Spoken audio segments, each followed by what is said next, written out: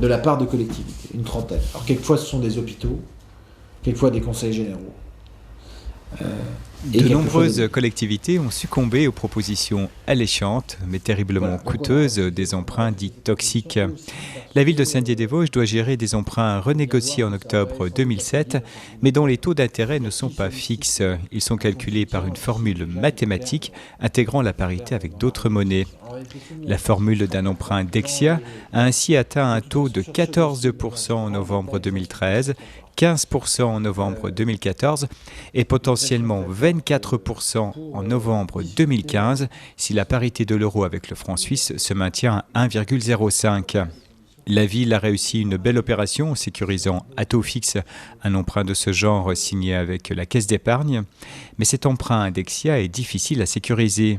Sa renégociation sera accompagnée d'une indemnité de 9,4 millions d'euros à verser à la SFIL, la société de financement local qui a repris les dossiers délicats de Dexia.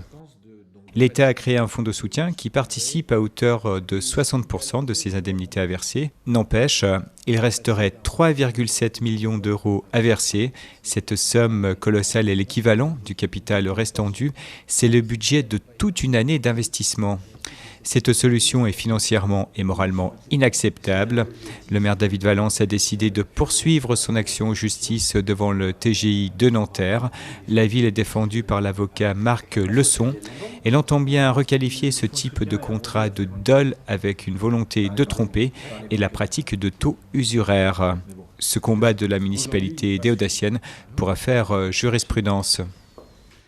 Et l'hypothèse qu'on forme, c'est que c'est un pari. De toute façon, il n'y a que des paris risqués en matière. Il n'y a pas de solution à gain net. C'est vrai. C'est ou bien on aurait choisi de saisir la perche tendue par l'État à travers le fonds de soutien, et dans ce cas-là, de toute façon, on payait 100% d'intérêt.